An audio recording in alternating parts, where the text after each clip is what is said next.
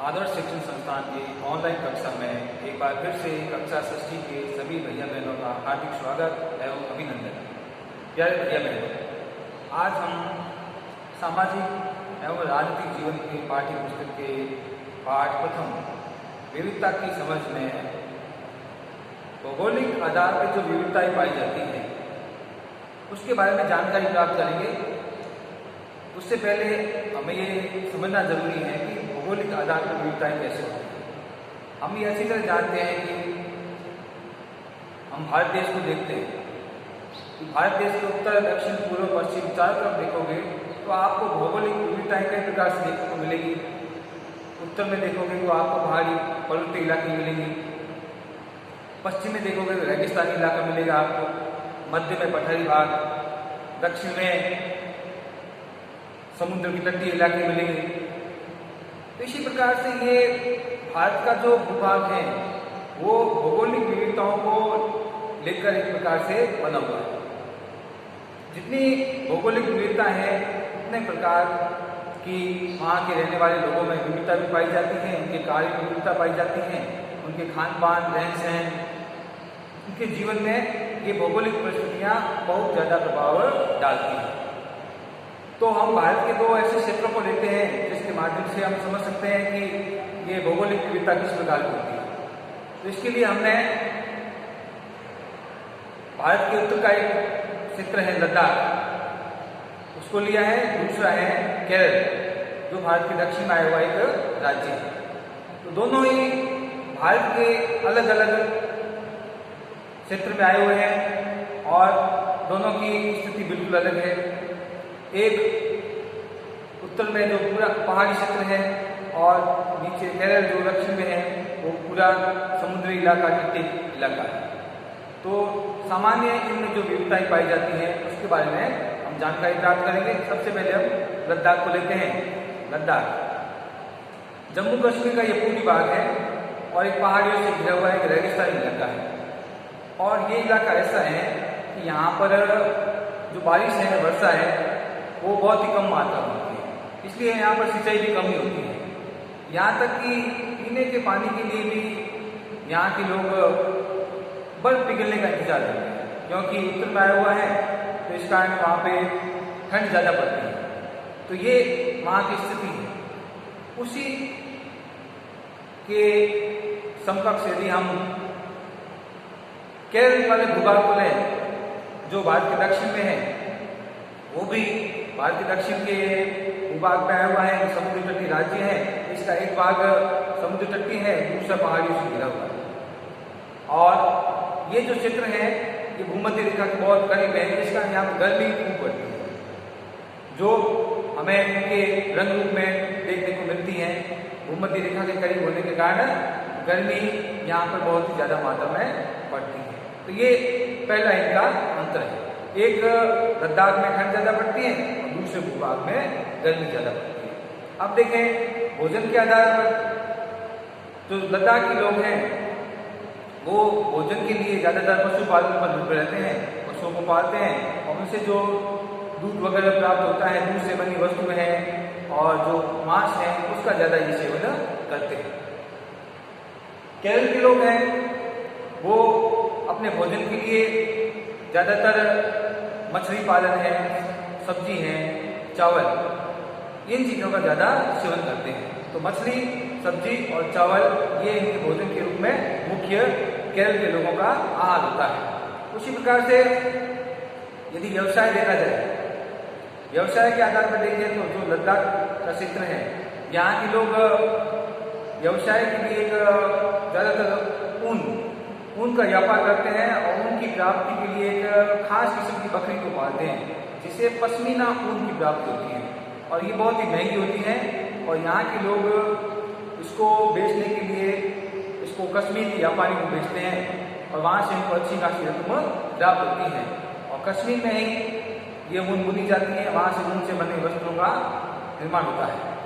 इसके विपरीत यदि हम केरल में देखें, केरल में व्यापार जिन चीज़ों का होता है उसमें ज़्यादातर मसाले होते हैं, जैसे इलायची है, लौंग है और काली मिर्च है, इन चीज़ों का ज़्यादा उत्पादन होता है। और ये केरल का एक प्रकार से कह सकते हैं कि केरल इसी के लिए जाना जाता है। और काली मिर्च को वहाँ के लोग अपनी भाषा में इसको ब्लैक गोल्ड बोलते हैं, काला सोना, क्योंकि इन्हीं मसालों को चर्चा सुनकर, इन मसालों का स्वाद लेकर ही कई यूरोपीय लोग केरल के तट पे पहुंचे थे, जिसमें वास्को डी गामा का नाम सबसे पहले हमें याद आता है, जो केरल के कालीकट बंदरगाह पर सबसे पहले पहुंचा था। और इन मसालों की डिमांड यूरोप के देशों में बहुत ज़्यादा है, तो यहाँ से ज़्यादातर मसाले यूरोपीय देशों में भी निर्यात होते हैं। तो ये हो गया व्यापारिक दृष्टि से अंतर। अब आता है कपड़े। कपड़े क्या पहनते हैं लद्दाख के क्षेत्र में रहने वाले लोग और केरल के क्षेत्र में रहने वाले लोग। तो लद्दाख में हम सभी जानते हैं कि ज़्यादातर जो इलाका है बर्फ से ढका हुआ है, ज़्यादा ठंड पड़ती है, तो यहाँ के लोग ऊन से बने वस्त्र ज़्यादा पहनते हैं। केरल है वो एक गर्म इलाका है, भूमध्य रेखा की ज़्यादा नज़दीक है, गर्मी भी अधिक पड़ती है, तो यहाँ के लोग सूती वस्त्र ज़्यादा पहनते हैं। तो ये कपड़े के आधार पर हम विविधता देख सकते हैं। इसके अलावा जो और भी विविधता है वो है यहाँ पर अलग अलग धर्म और संप्रदाय को पाए जाते हैं। तो लद्दाख का जो क्षेत्र है वहाँ पर यदि आप देखोगे तो ज़्यादातर मुस्लिम बौद्ध धर्म की ज़्यादा लोग पाए जाते हैं। प्राचीन समय से ये इलाके बौद्ध धर्म से और मुस्लिम धर्म से जुड़े हुए हैं, तो यहाँ पर इन धर्मों की संख्या ज़्यादा है। इसके अलावा जो केरल है वहाँ पर सभी धर्मों के लोग रहते हैं, क्योंकि केरल जो इलाका है प्राचीन समय से ही व्यापार का बहुत बड़ा केंद्र रहा है। तो इस कारण यहाँ इस इलाके में पुराने समय से ही जो यहूदी हैं, क्रिश्चियन हैं, ये लोग बाहर से व्यापार करने के लिए आते थे और कई तो यहाँ पर बस भी गए। तो इस आधार पर हम कह सकते हैं कि ये एक भौगोलिक आधार पर दो क्षेत्रों में इस प्रकार की विविधता पाई जाती है। अब हम जो अगला टॉपिक है वो जानने का प्रयास करेंगे अनेकता में एकता। अनेकता में एकता या विविधता में एकता। तो हमने विविधता के बारे में तो बहुत कुछ जान लिया कि भारत देश में किन किन भागों में किस प्रकार की विविधता पाई जाती है, कौन कौन से त्यौहार लोग मनाते हैं और किस प्रकार का खान पान है और किस प्रकार का व्यवहार, किस प्रकार की संस्कृति है। तो इस प्रकार की विविधताएं भारत देश में पाई जाती है। लेकिन ये विविधता में एकता, विविधता में अनेकता में एकता, ये कैसे संभव है? तो ये दुनिया के कई देशों को आश्चर्य होता है कि जिस देश में इतनी सारी विविधताएं होती हैं तो उस देश के अंदर समस्याएं ज़्यादा पैदा होती हैं, क्योंकि अलग अलग धर्मों के लोग होते हैं तो अलग अलग धर्मों लोगों की इच्छाएं होती हैं, और जब इच्छाएं टकराती हैं तो संघर्ष या हिंसा पैदा होती है। तो ये अनुमान लोगों का था, दुनिया के अलग अलग देशों का था, लेकिन भारत के बारे में ये अनुमान बिल्कुल गलत पाया गया।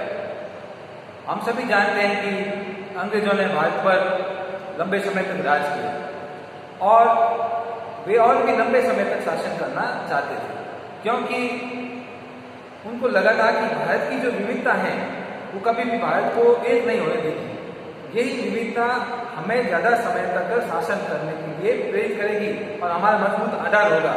तो इसी आधार पर वे उन्होंने अपने शासन किया और ये सपना सोच कर बैठे थे हम तो यहाँ से निकलेंगे नहीं कभी भी। लेकिन इनका ये सपना पूरा नहीं हुआ, क्योंकि 1857 के संग्राम में जब पहली बार अंग्रेजों के खिलाफ बिगुल बजा तो भारत के कोने कोने से हर धर्म के लोगों ने अंग्रेजों के खिलाफ लड़ाई में भाग लिया।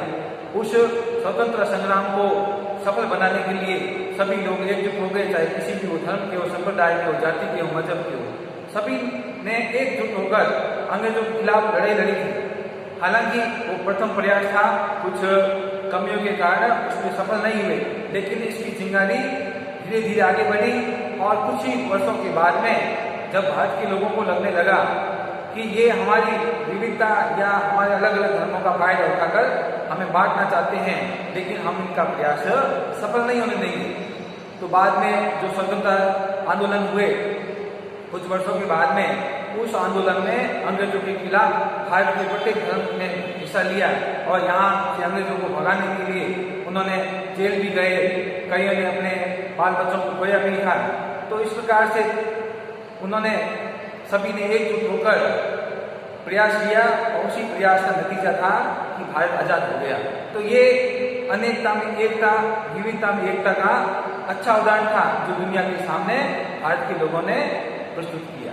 तो इस प्रकार से ये हमने ये सामान्य जानकारी प्राप्त की कि विविधता में एकता कैसे होती है और अनेकता में एकता, विविधता में एकता, ये दोनों ही शब्द एक ही है। तो आज के इस बिंदु के अंदर हमने एक तो भौगोलिक विविधता के बारे में जाना और अनेकता में एकता के बारे में। तो आज के लिए बस इतना ही। अगले बिंदु के अंदर हम कुछ और भी जानकारी प्राप्त करेंगे। तब तक के लिए बहुत बहुत धन्यवाद।